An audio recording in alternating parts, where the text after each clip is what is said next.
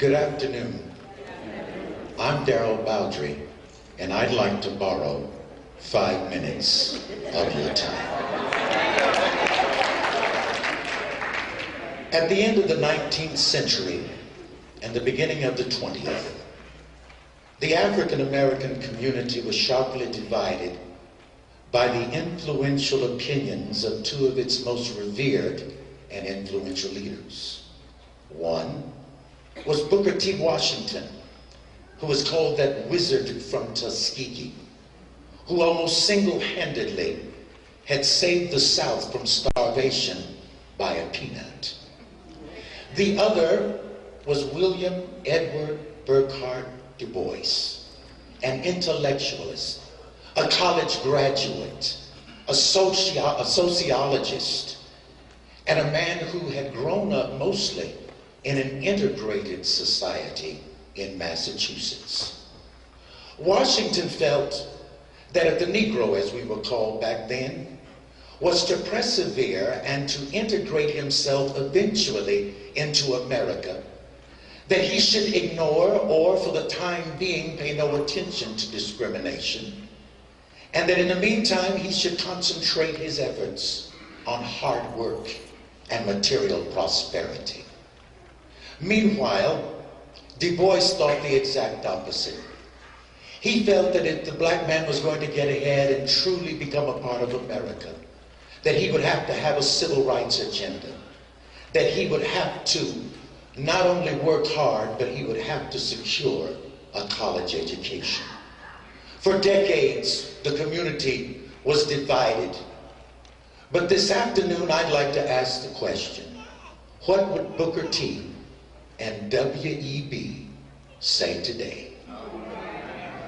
If they were to look into this audience and see the diversity and the kaleidoscope of colors and the togetherness that we share not only in music and in mind, what would they have to say about it?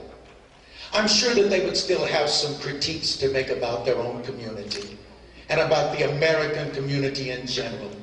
How that even though we have won and gained so much, we have lost so much other things.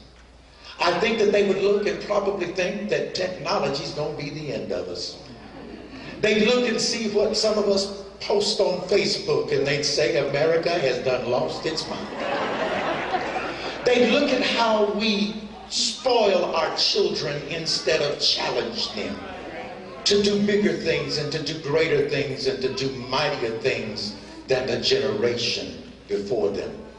And now, as we stand in the 14th year of the 21st century, while so much has changed, so much has still remained the same, and yet digressed. If Booker T and W.E.B. were able to look into this crowd this afternoon, if they were able to observe the headlines that we read in our paper, if they were able to think how surprised they would be of the things that we talk about now, the priorities that we set for ourselves now. Oh, they'd be proud. They'd be proud of how we've been able somehow, in spite of ourselves, to push an integration agenda along. They'd be proud that we have finally learned and come to the conclusion that desegregation never meant integration, and that there was never a law that any man or woman could pass to make you treat someone right. For they knew that those things had to be matters of the heart. If Booker T and W.E.B. were alive today, they would still challenge us to try harder, to work harder, to step outside of ourselves, to think outside of the box, and to look at our fellow man and treat them like we want to be treated ourselves. I'm Darryl Bowdre, and this is 5 minutes of your time.